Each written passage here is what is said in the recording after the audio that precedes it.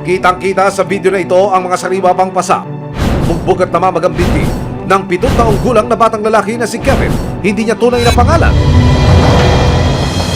Narito po ang ilan sa mga larawang isinumite bilang ebidensya sa piskal.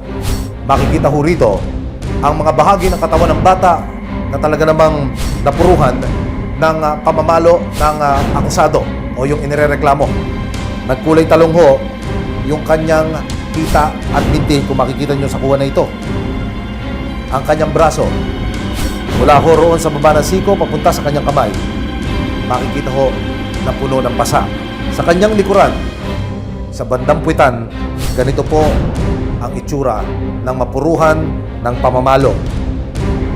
Ang bahaging iyon ng kanyang katawan. Nagkulay talong at namuo po ang dugo. Pati po ang likuran ng bata, makikitang hindi rin ho nakaligtas sa pamamalo ng akusado. Kwento ng tunay na ama ng biktima na itatago namin sa pangalang Randy. April 29, 2024 na mangyari ang insidente ng pananakit ng stepfather nito sa kanyang anak. Ang rason ng pananakit: ayaw daw kasing matulog sa hapon ni Kevin noong araw na iyon. Grabe naman yan!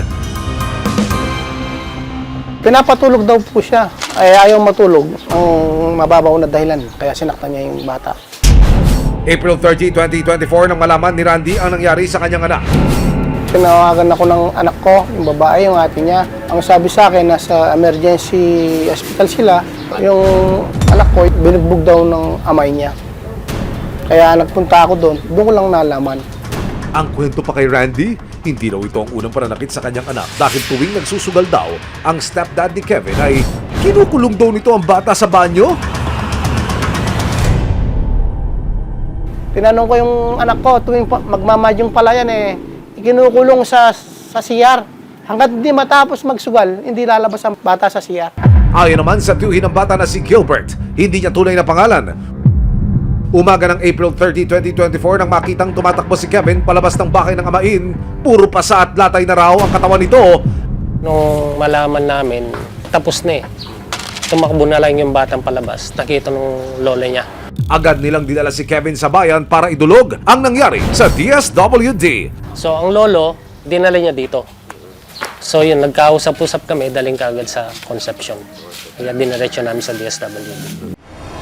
Nagdalhin sila sa PNP Women and Children Protection Desk o WCPD ng Concepcion, Tarlac para ipablata ng nangyari. Pinuntahan ng mga pulis ang amain ni Kevin pero tila nag-disappear na raw ito. Pagkakuha ng informasyon, pumunta kaagad yung ating investigador at saka WCPD para maimbestigahan yung kaso. Pero nung time na yon, yung suspect ay wala na po doon sa dahil sabi nila tumakas daw. Nung time na naganap yung krimen. Nakapareham ng resibo si Kevin at sa gabay na rin ng kanyang ama, kinumusta namin siya 1 linggo matapos ang insidente ng pananakit ng kanyang amain. Magpapakwento lang ako, ha? Ano ba nangyari, anak? Pinalo po ako. Madalas niya bang gawin ito? Opo. Kapag tanghali po, Bakit kanya pinapalo? di po ako natulog. Anong ginagamit niya, anak? Kamay lang o may ginagamit siyang iba? May ginagamit po sa iba. Kahoy po, 2x2. Saan kanya pinapalo? Sa pit po, pati sa paa, pati po sa kamay.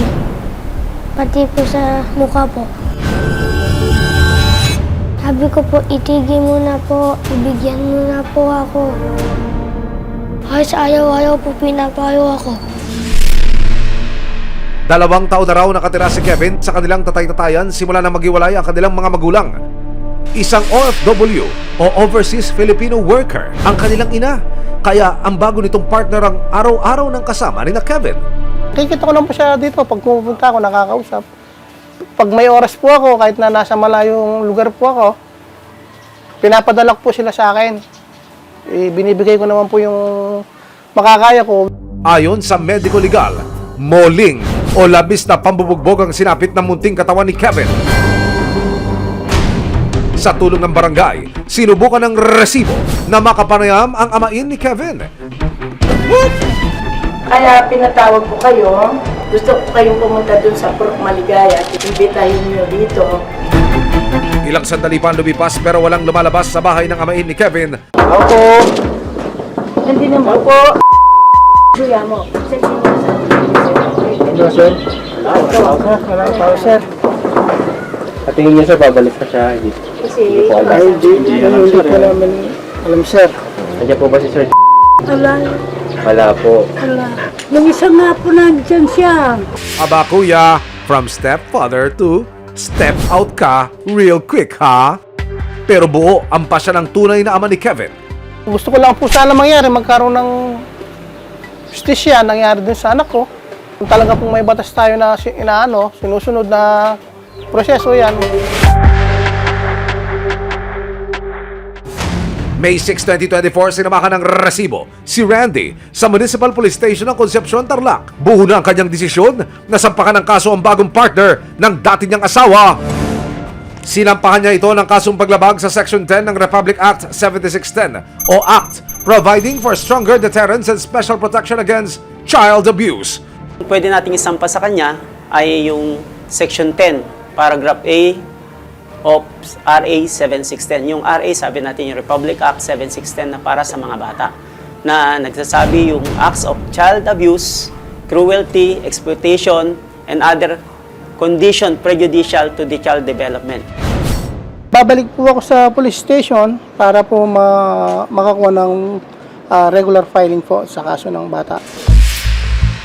Kung mapatunayang may sala, nakaharap ang amain ni Kevin sa 6 na taon at 1 araw hanggang 8 taon sa bilangguan. Gusto ko lang po, sir, mangyari talagang mapabilis po yung sa kaso na to para po mabigyan po ng justisya yung anak ko. Mapapanatag na po siguro ko nun. Para naman masiguro ang kapakanan ni Kevin, inilapit siya ng resibo sa Barangay Kaluluan Violence Against Women and Children of Vauci para mabigyan ng counseling at intervention. Di po biro yung mga dinadana. So, asahan nyo po bilang barangay official, Vauci officer, kaantabay po ng mga kasama ko at si Kapitana. Magkikipag-coordinate through PNP or MSWD para sa ganung proseso. Sa ngayon, sa tahanan muna ng kanyang tunay na ama, maninirahan si Kevin. Sa anak ko na nakadanas po ng ganyan sa amay niya dahil wala po ako sa tabi niya. Humingi po ako ng patawad sa kanya sa nangyari. Mas may maganda pa po sana kinabukasan para sa kanya.